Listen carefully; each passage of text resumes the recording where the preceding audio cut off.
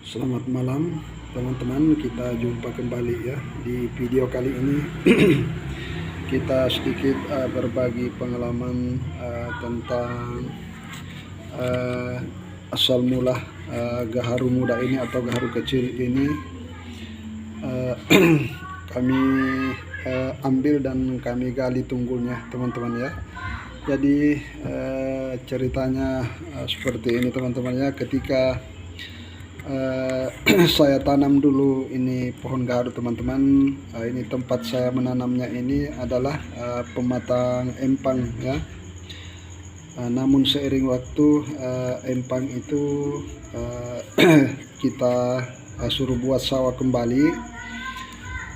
Makanya gaharu yang saya tanam ini di pematang empang itu teman-teman, akarnya jadi terendam. Jadi seiring waktu kurang lebih 2 bulan itu terendam terus. Pohon gaharu ini teman-teman layu dan mati ya.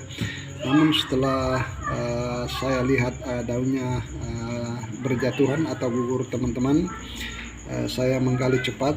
Ternyata di bagian tunggul seperti ini ya. Ini sebenarnya teman-teman sudah agak coklat terang ya, cuma karena ada efek cahaya di malam hari ini makanya kelihatan ada putih-putihnya ya. Cuma yang putih-putih teman-teman ada di bagian belakang ya, atau di dalam kulit ya. Jadi seperti itu ceritanya teman-teman.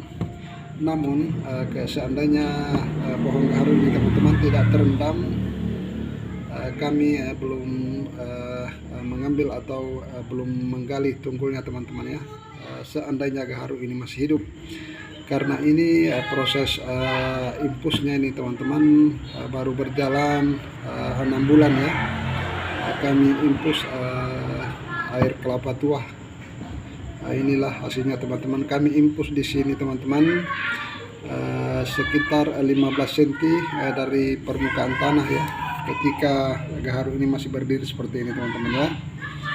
Nah ini kalau ini teman-teman memang agak kelihatan coklat terang dan ada putih-putihnya, tapi aromanya masih atau aromanya teman-teman cukup kuat ya. Ketika kita keringkan atau kita simpan di meja seperti ini dan ada angin kebetulan yang bertiup sepoi-sepoi teman-teman, maka aromanya itu terasa sekali ya.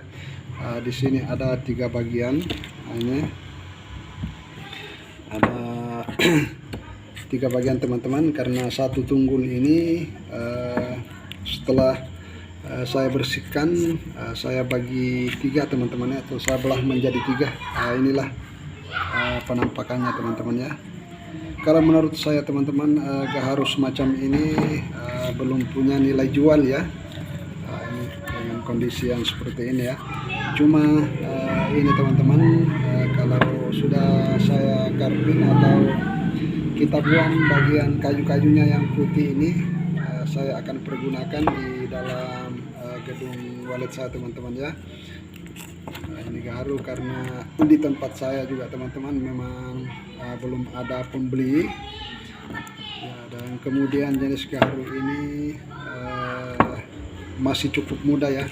Sekalipun gaharu itu teman-teman seperti ini berwarna coklat kan, itu masih perlu kita tuahkan dulu gubalnya teman-teman ya. Cuma karena kondisi seperti ini kan akan pergunakan sendiri teman-teman ya. Cuma saya kebetulan hanya memperlihatkan kepada teman-teman bahwa air kelapa tua itu yang biasa kita pakai untuk mengimpus pohon gaharu teman-teman, itu memang bisa ya, tapi kita impus terus-terusan teman-teman ya. Ya begitu kita impus sekitar 1 bulan dan air kelapa di dalam wadah atau di dalam botol itu teman-teman kurang, kita tambahkan lagi ya. Jadi ini hasil impusan air kelapa tua teman-teman ya. Cuma kita sayangkan karena gaharunya mati teman-teman akibat terendam air sawah ya. Makanya kami ambil dalam kondisi seperti ini teman-teman ya. Artinya kita ambil belum punya nilai jual ya. Ini ada 3 bagian. Kalau di tengahnya ini teman-teman, di bagian sini ini sudah berwarna agak coklat muda ya, atau coklat terang seperti ini. Cuma karena ada efek cahaya teman-teman, akhirnya bisa kelihatan atau bisa kita lihat berwarna putih. Padahal di bagian pertengahan ini teman-teman, ini sudah coklat terang semuanya ya. Seperti ini ya. Ini pun demikian teman-teman ya. Ini kalau terlalu dekat dengan cahaya ya itu kelihatan putih semua ya. Namun kalau kita lihat dari jauh ya seperti ini penampakannya teman-teman ya. Ini jadi gaharu ini teman-teman saya akan pergunakan di dalam RBW saya ya. Karena di dalam RBW saya itu teman-teman biasanya saya bakar sebentar seperti ini ketika burung walet itu sudah masuk semua di sore hari atau di pukul 18 sampai jam 7 malam saya bakar sebentar teman-teman. Yang penting aroma di dalam RBW itu sudah naik, saya sudah bunuh lagi ya. Dan di subuh hari pun sebelum walet keluar saya bakar juga yang seperti ini teman-teman ya. Supaya semua burung walet yang ada di dalam itu sempat tercium dulu bau gaharu ini, baru dia keluar teman-teman mencari makan ya. Jadi seperti itu teman-teman caranya untuk membuat gubal pada batang gaharu itu.